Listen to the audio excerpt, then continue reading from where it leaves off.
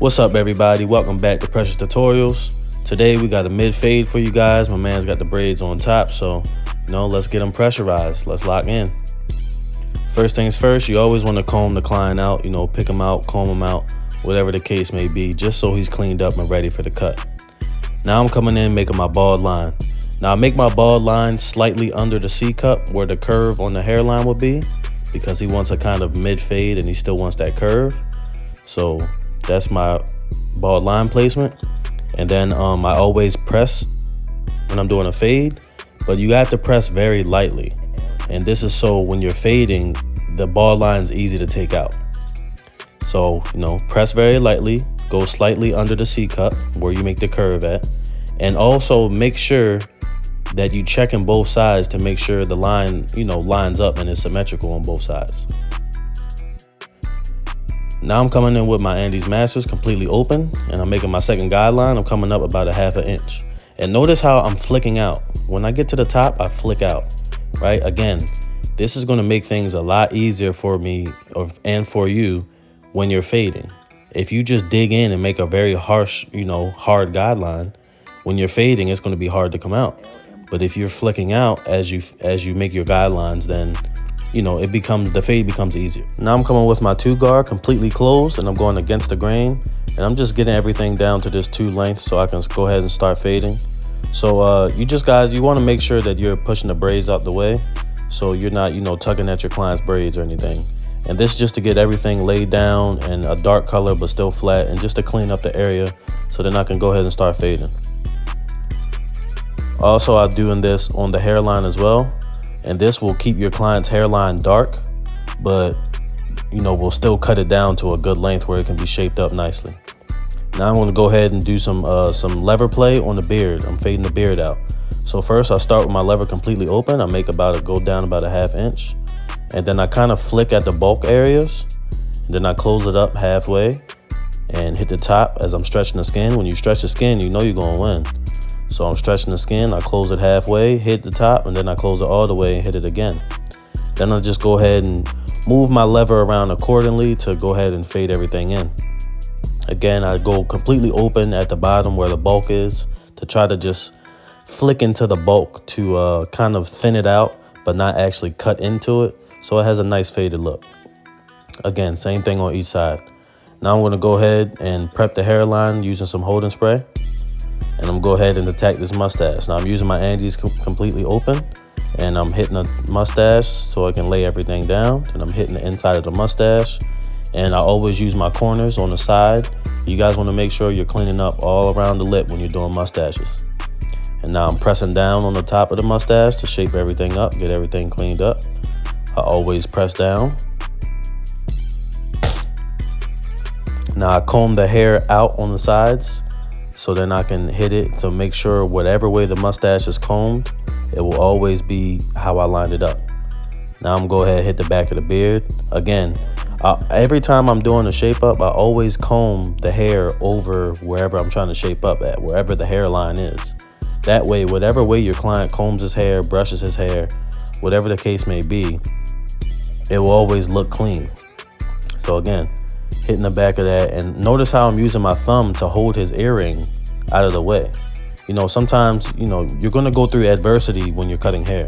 Everything's not always going to be perfect. Things are going to get in the way, so just use your mind and use your wits and figure out a way to make it happen. So now I'm gonna go ahead and dive into the shape up.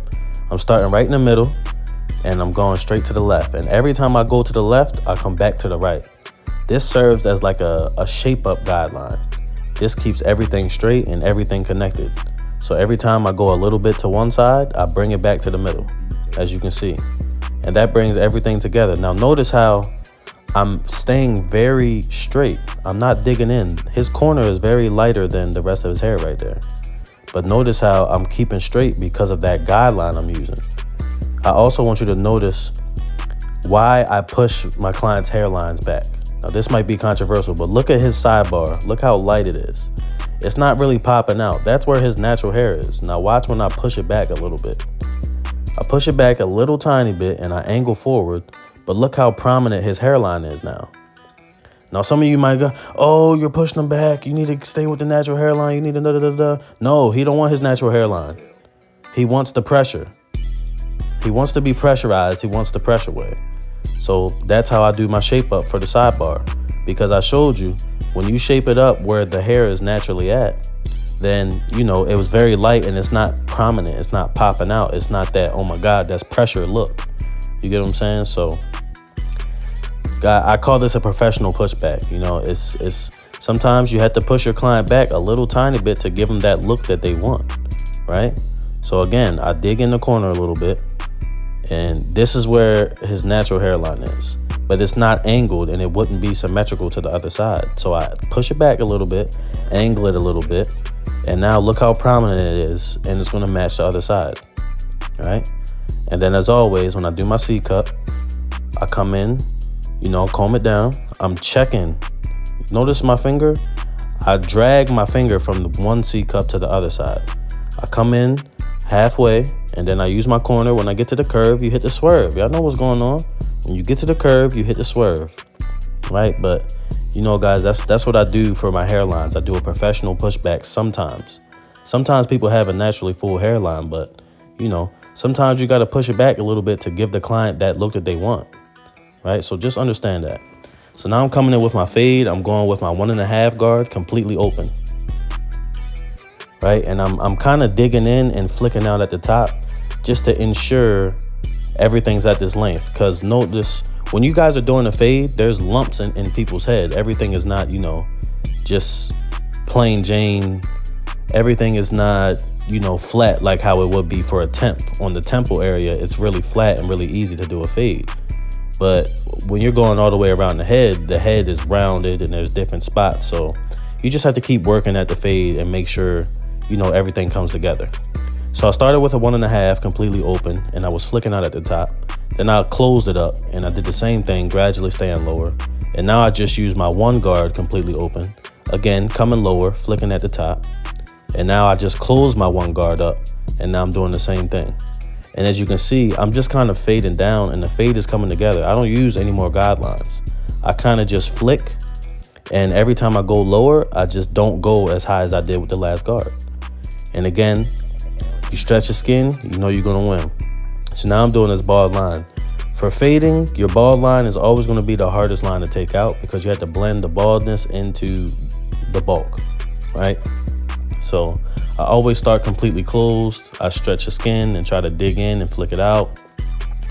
And once I do that, I kind of open it up halfway. I stretch the skin and flick out as well. And then, you know, once you do your initial steps, and you'll still see a prominent line most of the time, just because that's how fades are, because it goes around the whole head.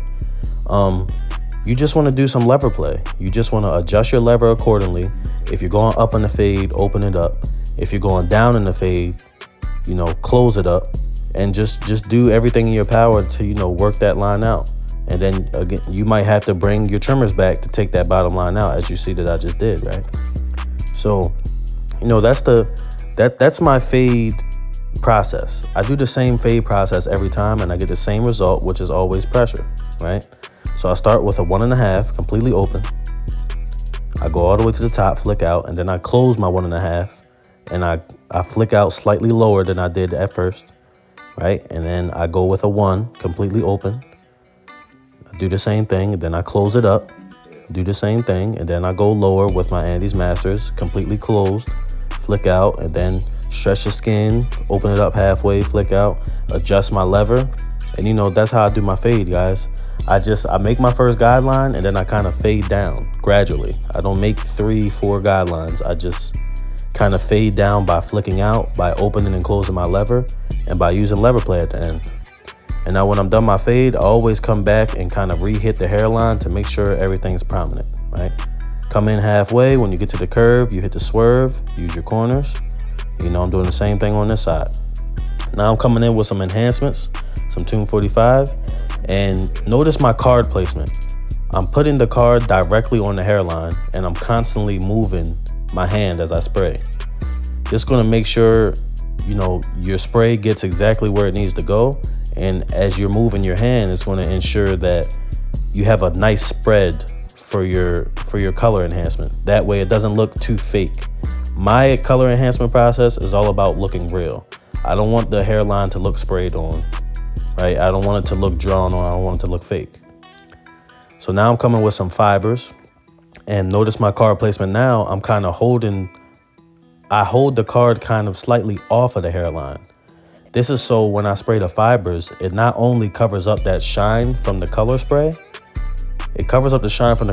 but it also sprays over the hairline. So when I go to reshape it up, everything looks super clean and super natural, but I'm really just shaping up the fibers. So it just gives it like a more pop out prominent look. But as you can see, it doesn't look fake. I don't spray too much color spray. I don't spray a whole bunch of fibers, so it still looks realistic, right? So you go reshape everything up. I brush everything off. That's a big thing too. You guys have to brush off these fibers when you're done using enhancements, because people just be having dark spots all over their face because you didn't clean up the enhancements after you used them, right? So, you know, make sure you do everything in your power to make your enhancements look realistic.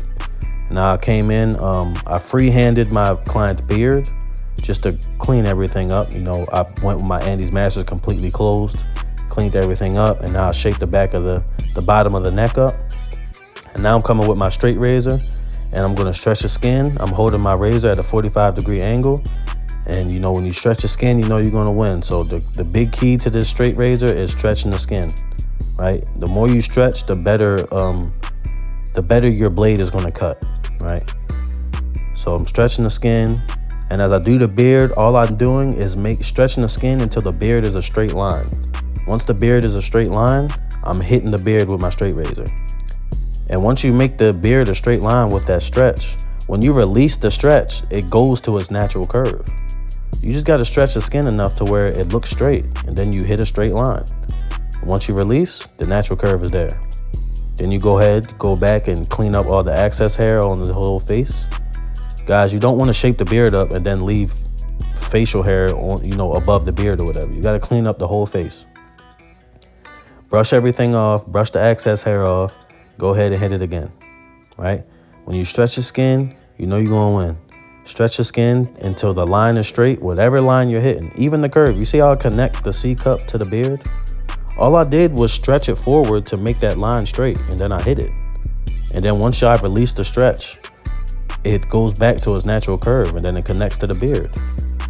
Guys, it's really not that hard. It's very simple. But check out this stretch. Like, look at his eye. My thumb is inside of his eyeball.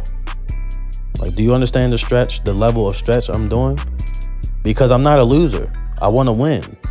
And when you stretch your skin, you know you're going to win. So make sure y'all get a good stretch. Don't be scared, dude. Your client's coming to you for that pressure. So he need to be aware that this is the pressure process. So you stretching that skin should not make your client uncomfortable, and you need to be comfortable stretching that skin. Look at his eye. You can't see it. See how I stretch the skin forward and I hit that curve right there, but it make it straight. So once it releases, it goes to its natural curve. Now everything is connected. It's all about the stretch, guys. When you stretch the skin, you know you're going to win. That's it. And then you do the same thing on the top of the hairline. And again, always brush everything off. You guys take these pictures. Your client has to be clean. You got to brush everything off. All that excess hair, get it off of there. So yeah, as you can see, my man's came in. He was looking a little crazy. He said he needed to come get pressurized. I said, say less. Because he came in looking rough. He came in scruff.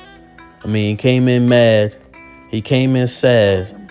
But he most definitely left in his bag. Let's get to it, man. Pressure bips. This the pressure wave. Nothing but pressure over here. Y'all can see everything symmetrical. Fade is blurry. You know, little professional pushback, straight razor work. Enhancements looking realistic, man. What other can you do than the pressure wave? This the best way. Come on, man. Make sure y'all comment, like, and subscribe. And definitely lock in so we can keep building your barber business up the pressure way. Let's get busy.